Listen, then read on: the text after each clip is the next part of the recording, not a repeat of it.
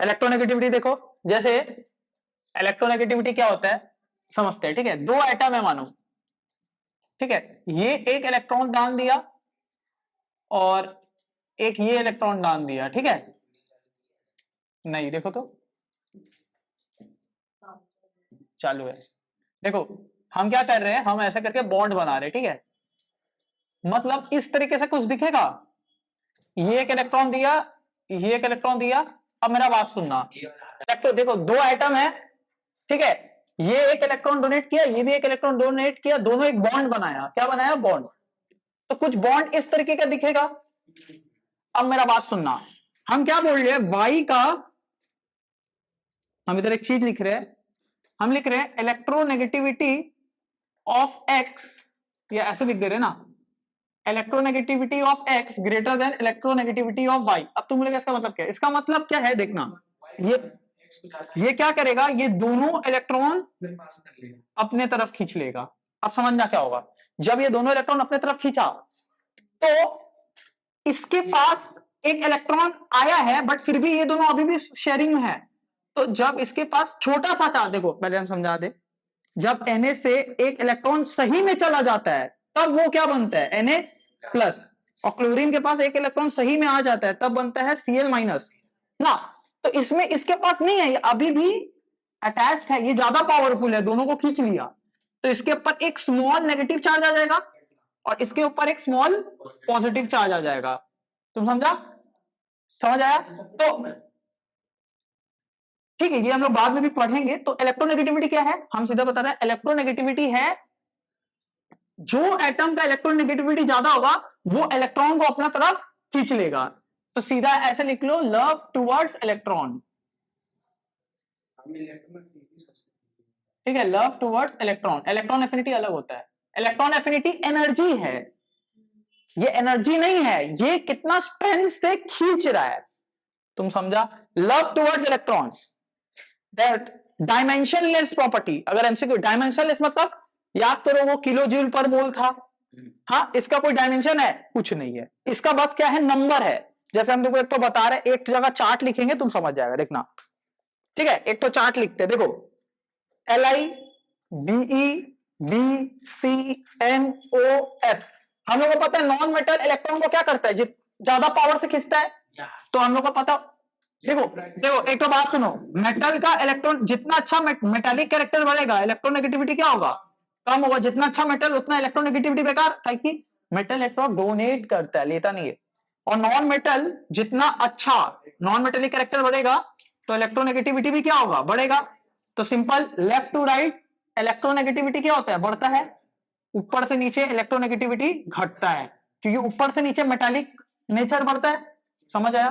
तो डेटा लिखते हैं, डेटा देखो, इसका 1.0, इसका 1.5, इसका 2.0, इसका 2.5, इसका 3.0, इसका 3.5, इसका 4। देखो सबसे ज्यादा इलेक्ट्रोनेगेटिविटी कौन है, किसका है, लेफ्ट से राइट बढ़ रहा है ना। क्या इसमें कोई एक्सेप्शन है, नहीं, क्योंकि ये एनर्जी का बात ही नहीं कर रहे हम लोग, हम ज्यादा एनर्जी का बात कर रहे हैं, नहीं, एनर्जी में देखना पड़ता है रिपल्सन हो रहा है कि क्या हो रहा है। इधर हम सिर्फ बात कर रहे हैं कौन कितना इलेक्ट्रॉन को स्ट्रेंथ लगा के खींचने का क्षमता रखता है, क्षमता देख रहे हैं, बस वही होता है इलेक्ट्रोनेगेटिविटी। अब तुम एक तो चीज देखना, अब हम लोग को पता है, इसको मिटा रहे कि इधर से इधर जाएंगे तो क्या होगा, घटेगा। वैसे देखो डी का क्या है, सॉरी इसका नीचे क्या है, क्या है 0.9, फिर देखो पोटेशियम का 0.8, तो सबसे कम किसका होगा, सीजियम का 0.7। तो सबसे कम इलेक्ट्रोनेगेटिविटी कौन किसका होगा, जो सबसे अच्छा मेटल है, और सबसे अच्छा मेटल कौन है, सीजियम। तो लीस्ट इलेक्ट्रोनेगेटिविटी किसका होता है, सीजियम का होगा, जो सबसे अच्छा मेटल है। और अब याद करो इलेक्ट्रॉन, इसका एक काम करते हैं, यहां पे लिखते हैं क्लोरीन का होता है 3.0, ब्रोमीन का होता है 2.8। देखो हम लोग को पता है यहां से ऐसे ऐसे घटता है और ऐसे में बढ़ता है, तो सबसे ज्यादा किसका होगा, इसका होगा। नोबल गैस का इलेक्ट्रोनेगेटिविटी कितना होगा, पता नहीं, 0 होगा, वो खींचता ही नहीं है भाई, बट हम यहां पे लिखे नहीं है, डेटा ही नहीं है। देखो हम क्या बोल रहे हैं, देखो इधर याद करो, इलेक्ट्रॉन एफिनिटी जब बोले थे तो क्लोरीन का इलेक्ट्रॉन एफिनिटी फ्लोरीन से ज्यादा था, क्योंकि वहां एनर्जी देखते थे, क्या देखते थे, एनर्जी। तो यहां पे घपलाबाजी मत करना, इलेक्ट्रोनेगेटिविटी पूछेगा तो फ्लोरीन ही आंसर है, क्योंकि फ्लोरीन सबसे सबसे अच्छा नॉन मेटल है और सबसे पावर से वही इलेक्ट्रॉन को खींचने का दम रखता है। नहीं समझा? तो अगर ऐसा ऑर्डर आएगा बोलो NOF, तो ऑर्डर क्या हो जाएगा ऐसे, सिंपल। ठीक है, आप इसमें हाँ बोलो। इसमें क्या था, क्लोरीन कहा था, साइंटिस्ट कौन निकाला था ये भी बता दे रहे सर। जो नंबर लिखा ना लिनस पॉलिंग, तो रटने का जरूरत नहीं, नहीं आएगा एग्जाम में। देखो इधर देखो, ये देखो लिनस पॉलिंग। ठीक है, तो ये सब नहीं पढ़ना है, ये सब नहीं पढ़ना है बस। प्लेट में भी नहीं आता ना, ये सब पागल है क्या। मेन चीज क्या, most electronegative element fluorine, least electronegative element caesium, बात खत्म। अब हम लोग एक तो चीज देखेंगे, जल्दी से छाप लो इसको। ये किसी को समझ, ये हम लोग केमिकल बॉन्डिंग में और डिटेल में पढ़ेंगे तब अच्छे से समझ लेंगे। तुम ऐसा सोचो इलेक्ट्रोनेगेटिविटी क्या होता है, अगर कोई बॉन्ड बना है वो दोनों इलेक्ट्रॉन को शेयर, ये क्या हो रहा है, शेयर इलेक्ट्रॉन है, शेयरिंग इलेक्ट्रॉन, जो दोनों शेयर कर रहा है, क्या कर रहा है, शेयर। ये क्या है, बॉन्ड है, एक क्या है, बॉन्ड। तो बॉन्ड में जो दोनों इलेक्ट्रॉन था वो अपने तरफ खींच लिया, ज्यादा पावरफुल था ना। दो जन बिजनेस किया, एक जन 9 लाख रुपया दिया, एक जन 1 लाख रुपया दिया, तो किसका पास ज्यादा पावर रहेगा, 9 लाख वाला के पास। तो 1 लाख वाला का भी इधर खींच लिया, कभी भी उसको निकाल सकता है, समझ रहा है, वही वाला हिसाब है, ज्यादा पावरफुल है तो इलेक्ट्रॉन को अपना तरफ खींच लिया। मिटा रहे इसको, चलो छाप लो। फिर से वही वाला कंसेप्ट आ गया, एटॉमिक साइज का रिलेशन इलेक्ट्रोनेगेटिविटी से, न्यूक्लियर चार्ज का रिलेशन इलेक्ट्रोनेगेटिविटी से। हर बार यही होने वाला, हर जो हम पढ़ाए सब में ये वाला लाए है। देखो तो क्या होगा, एटॉमिक साइज, जितना छोटा दो एटम है, एक ये, जितना छोटा होगा वो इलेक्ट्रॉन को उतना दम लगा के खींचेगा।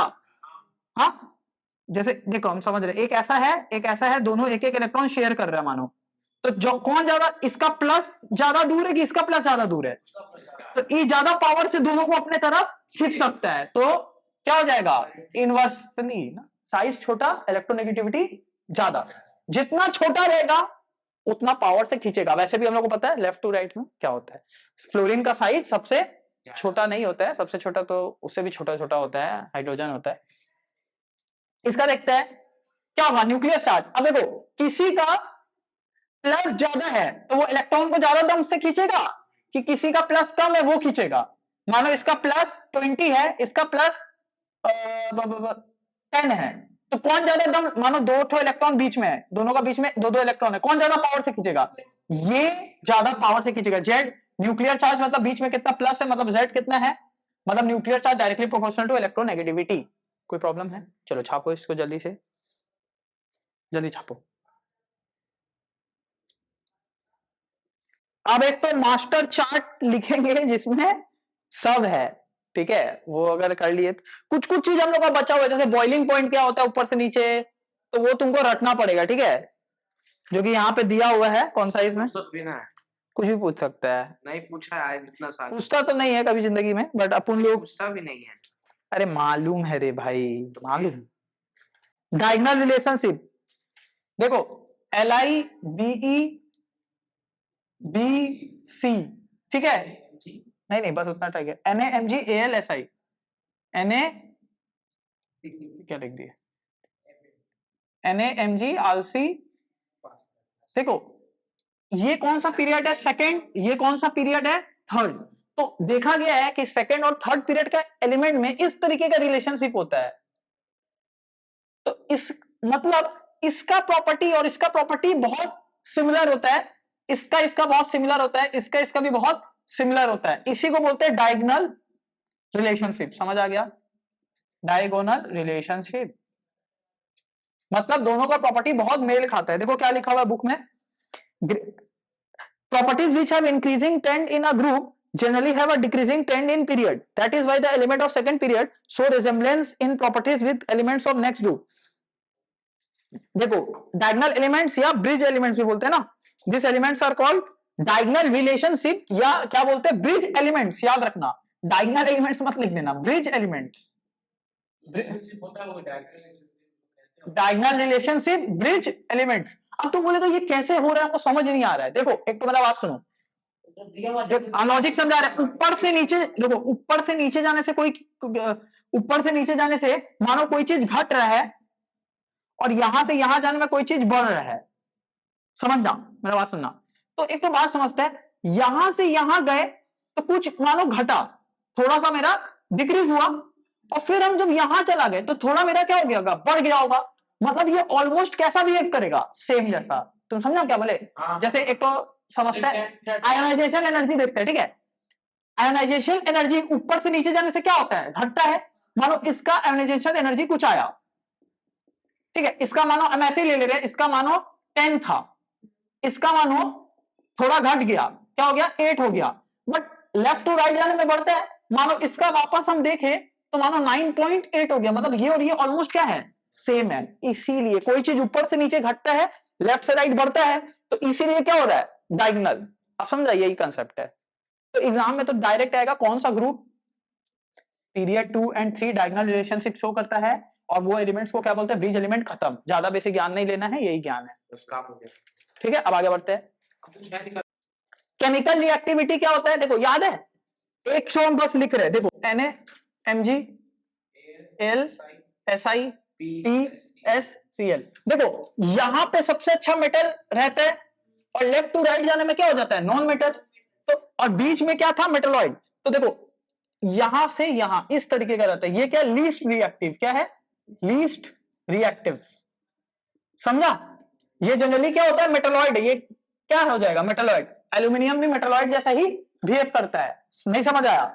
सिलिकॉन क्या है, मेटलॉइड, जिसका मेटल नॉन मेटल दोनों का प्रॉपर्टी है। बट ये एक्सट्रीम मेटल है और ये एक्सट्रीम नॉन मेटल है। समझा? तो केमिकल रिएक्टिविटी समझ आ गया। इधर से इधर क्या होगा, रिएक्टिविटी, केमिकल रिएक्टिविटी क्या हो रहा है, डिक्रीज हो रहा है। और यहां से यहां भी रिएक्टिविटी क्या हो रहा है, डिक्रीज हो रहा है। समझा, रिएक्टिविटी डिक्रीज हो रहा है इस तरीके से। खत्म, ठीक है।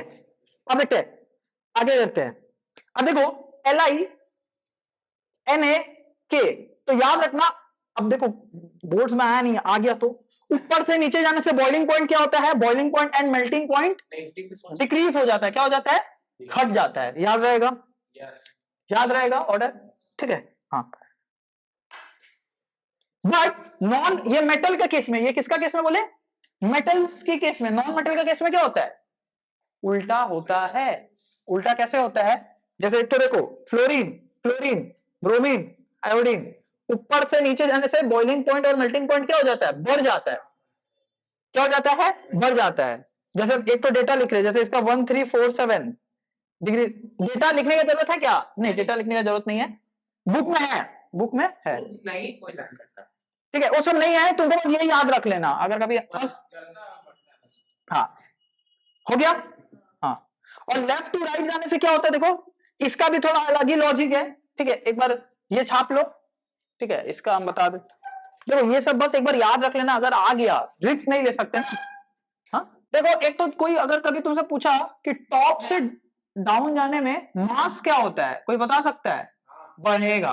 कैसे, क्योंकि ऊपर से नीचे जा रहा है, Z क्या हो रहा है, एटॉमिक नंबर बढ़ रहा है, और मास एक्चुअल में क्या होता है, प्रोटॉन प्लस न्यूट्रॉन, जो कि Z ही होता है। तो ऊपर से नीचे जाने में मास क्या होगा, बढ़ेगा। ऐसा समझ आ गया। और एक तो चीज, ऊपर से नीचे जाने में क्या होता है, देखो हम एक तो तुमको बता रहे, फ्लोरीन, क्लोरीन, ब्रोमीन, आयोडीन है, गैस, गैस, लिक्विड, सॉलिड। देखो गैस, गैस, लिक्विड, सॉलिड, क्या लग रहा है, क्या दिख रहा है, ऊपर से नीचे जा रहे हैं तो नीचे वाला थोड़ा मजबूत है, ऊपर वाला का क्या था, गैस था। क्या समझ आया इससे, अरे भाई ऊपर से नीचे जाने में मास बढ़ रहा है, और मास बढ़ रहेगा तो अट्रैक्टिव फोर्स बढ़ जाता है। मास बढ़ता है तो अट्रैक्टिव फोर्स बढ़ जाता है, इसीलिए देखो गैस, गैस, लिक्विड, सॉलिड। समझ आया, गैस, गैस, लिक्विड, सॉलिड। ऊपर से नीचे जैसे मास बढ़ रहा है, मतलब एक तो लॉजिक होता है, मास बढ़ता है ना तो अट्रैक्टिव फोर्स बिटवीन मॉलिक्यूल्स, क्या हो जाता है, बढ़ जाता है। जैसे कोई एक तो गैस रखा हुआ, उसमें बहुत सारा मॉलिक्यूल होता है ना, तो मास जैसे जैसे बढ़ते जाता है गैस का, मॉलिक्यूलर अट्रैक्शन क्या हो जाता है, बढ़ जाता है। अट्रैक्टिव फोर्स बढ़ जाएगा तो अट्रैक्टिव फोर्स बढ़ जाएगा, क्लोज आएगा तो गैस, गैस, लिक्विड, सॉलिड। ये हम बता दिए, ये तो पता ही रहता, बट हम एक तो तुमको समझा दिए कंसेप्ट। ठीक, अरे मेटल का केस में, नॉन मेटल का केस में ऊपर से नीचे जाने से, अरे ये टॉप टू डाउन जा रहे हैं, टॉप टू डाउन जाने में बॉइलिंग पॉइंट, मेल्टिंग पॉइंट बढ़ जाता है। किसके केस में, नॉन मेटल के केस में, ठीक है। मेटल के केस में घटता है, उसके केस में बढ़ता है। क्या बोल रहे हैं, ऊपर से टॉप टू बॉटम जाने से मास क्या होता है, बढ़ता है, तो डेंसिटी क्या हो जाएगा, बढ़ जाएगा। डेंसिटी होता है मास बाई वॉल्यूम। अब कोई बोलेगा वॉल्यूम भी तो बढ़ता है, वॉल्यूम भी तो बढ़ता है, बट मास बहुत ज्यादा बढ़ जाता है, इसीलिए डेंसिटी बढ़ता ही है। जैसे हम बता रहे डेंसिटी, मानो मास बढ़ गया 10 और वॉल्यूम बस 2 बढ़ा, तब भी डेंसिटी कितना आया 5। फिर मानो अगले वाले के लिए ये 15 हो गया, ये 3 हो गया, कितना हो गया 5। बड़ा ले लो, इसको 18 ले लो, 6। क्या हो रहा है, ऊपर से नीचे डेंसिटी बढ़ रहा है, वॉल्यूम बढ़ रहा है। वॉल्यूम क्या होता है, बढ़ रहा है, बट मास बहुत ज्यादा बढ़ जा रहा है, मास बहुत, तो डेंसिटी ऊपर से नीचे क्या होगा, बस ये याद रखना है, ऊपर से नीचे डेंसिटी क्या होगा, बढ़ेगा। और लेफ्ट टू राइट में क्या बोल रहा है, डेंसिटी बढ़ता है, फिर घटने लगता है। जैसे एक ठो हम लिख दे रहे हैं, देखो एक ठो बस लिख देते हैं, बुक में दिया है, देखो NaMgAlSiPsL PS, इसका 1 डेंसिटी, इसका 1.7, इसका 2.7, इसका 2.3, इसका 1.8, इसका 2.1। देखो बढ़ा घटा फिर बढ़ा, तो ये क्या है, कोई ऑर्डर है, नहीं कोई ऑर्डर नहीं है, ये सब नहीं आएगा एग्जाम में, ठीक है। But melting point boiling point का कंसेप्ट बता दिए, वो थोड़ा वेरिएशन लास्ट में सारा ट्रेंड देख लेते हैं, वेरिएशन या ट्रेंड्स। जो सबसे इंपॉर्टेंट है पहले हम लोग वही लिखेंगे, ठीक है। चलो ऊपर से नीचे और लेफ्ट से राइट, तो हम लोग को क्या क्या याद है, आयोनाइजेशन एनर्जी क्या होता है, बढ़ता है। ये और आई भाई है, ये भी बढ़ेगा, इलेक्ट्रोनेगेटिविटी भी बढ़ेगा।